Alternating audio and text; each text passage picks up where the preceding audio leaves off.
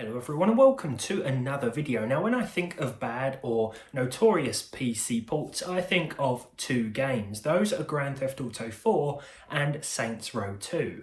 Now don't get me wrong, both of these games are still very much worth playing, and they're still worth playing on PC in 2023, and both of these are fixable with different methods. GTA 4, if you use DXVK, it'll smooth out the frame times, and Saints Row 2 is fixable with community patches. Today, I wanted to test out, finally, on the channel, the Steam Deck, and I thought what better way to bring the Steam Deck or introduce the Steam Deck on the channel than trying to play two of the most notorious PC ports available. So let's get into it then and see how both of these games perform on the Steam Deck straight out of the box. I do not know, honestly, what to expect so far, but I'm going to switch to OBS and be bringing you the gameplay recorded straight from the Steam Deck itself, as opposed to trying to hold it in front of the camera, because that will just be awkward.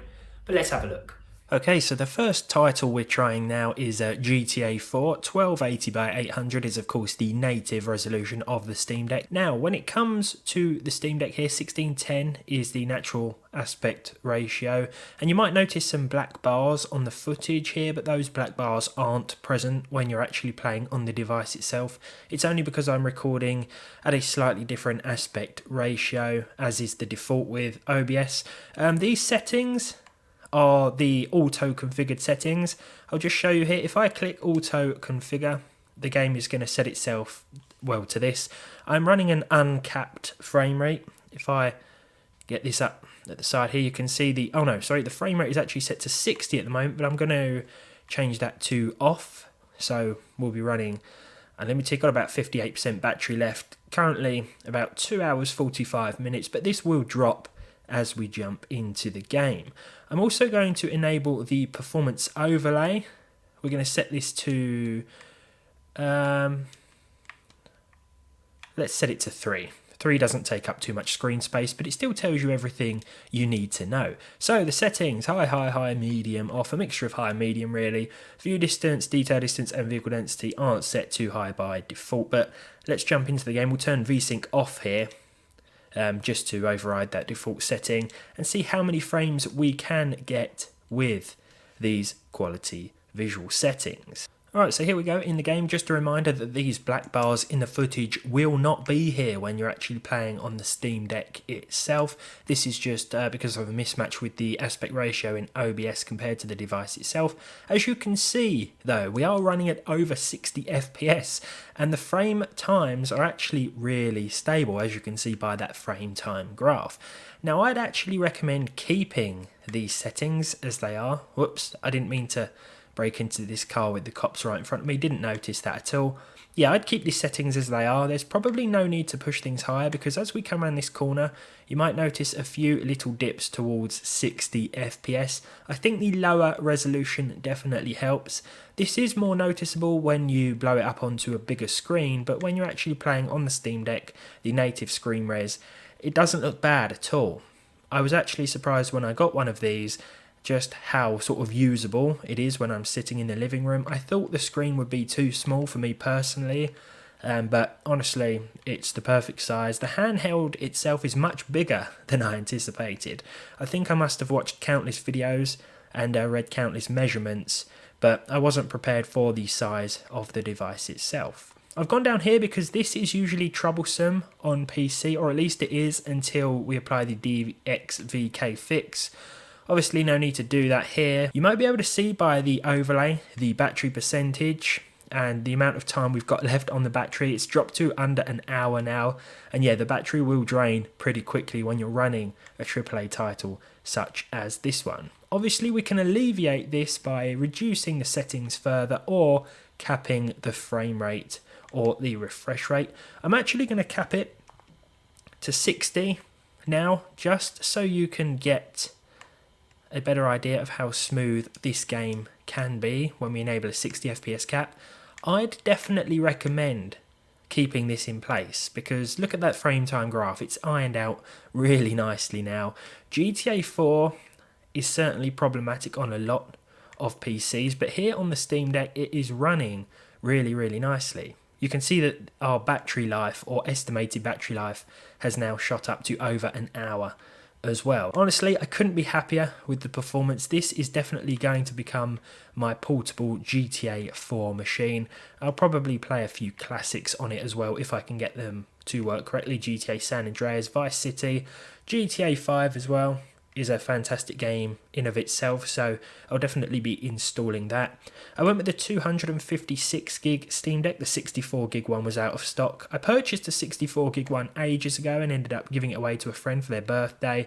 I had planned to do the same and just stick a massive SD card in here or replace the storage myself over time, but I thought, you know what, the 256 gig one's in stock. The Steam sale was on, so I got some money off as it was, and by buying that one I won't have to upgrade the storage for a while, because I tend to play older games that of course take up less room. But I think we can conclusively say that GTA 4 is more than playable. When you first download and install it, it will want to install the Rockstar Games launcher. Just let it do its thing, and when you first fire up the game after you've installed the Rockstar Games launcher, which it does automatically by the way, it's going to connect to the Rockstar Games services.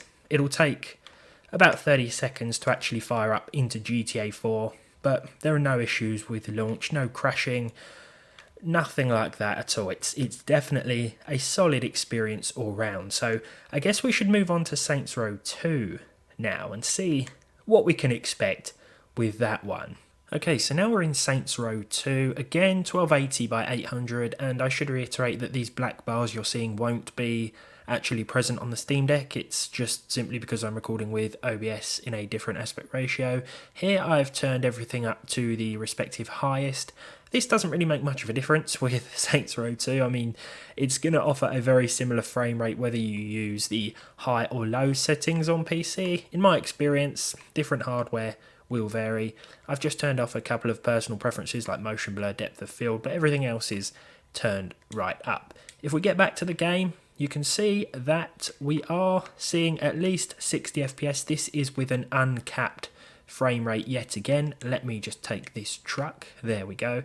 There are going to be a few dips, at least I imagine there will be, because that's usually the case on PC, but so far, so good. I mean, we're not seeing excessive amounts of frame dips and frame time issues here. We're actually remaining pretty steady. Oh, I thought that was the reverse camera then. No, I mean the handbrake. Turns out it was the reverse camera. Yeah, I mean, look at this. This is actually a pretty decent experience with Saints Row 2 here. I've no doubt that as we pass under this bridge, we're going to see some drops to the low 40s. At least that's what I'm expecting. I'm commenting on this live. No such issues. When did I design this character? I do not remember making him look like that. But I mean, yeah, I'd probably recommend sticking to an uncapped frame rate unless you want to try and conserve a bit of battery power. If I jump into the settings once again, and we'll enable a 60 FPS cap. This sort of smooths out the frame times as well, so that might be worth doing. Oh, once again, you can see our battery life increasing, so 60 FPS might be the way to go. I don't think you're going to see, or you're not going to get rid of all of the little dips and drops that are going to occur here and there. I'm still pretty sure that something is going to happen in a minute. Maybe we're going to see a huge drop to 35, 40 FPS. But honestly, what I'm seeing here, oh, there we go, low 50s there, bound to happen eventually. Overall, I'm really impressed with what I've seen from the Steam Deck today, and what I would consider bad or notorious ports are really running quite well on this handheld device. This is turning out to be one of the best purchases I think I've ever made, especially for gaming on the go. It's so convenient to just sit in another room of your house and play something on a device that's comfortable to use, and where the screen isn't too small as well. I like the location of the thumbsticks on this thing. I've got a Switch Lite, which I love as well. I play it all the time, but the thumbstick being at the bottom right on that sort of gives my thumbs cramp after a while. Whoa, some big drops there. Really happy so far. I'm really late to this Steam Deck party, I'll admit it, but I'm so glad that I finally got one to keep. And yeah, if you're still on the fence about purchasing one, then I definitely recommend it. I'm not sure whether the 64 gig one is back in stock. If it is, purchase that one and get yourself, how did I miss that, a massive SD card, or if you plan to upgrade the storage later down the line, even better. If you don't really want to tinker with it and you just want something that can fit quite a few games on it to start with, the 256 gig one is a good shout if you're looking to save a bit of money over the 512 gig model. Yeah, see this, I should point this out as well. Sometimes you might need to enable the keyboard, which can be done with the Steam button and then X on the controller. And where the escape key is, I really don't know.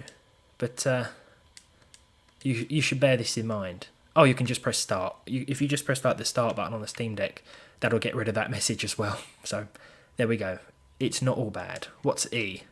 Oh, see, everything sort of translates. That's Y. E comes up there to warp to shore, but I pressed Y on the Steam Deck and there we are back on shore. So I'm going to end this here.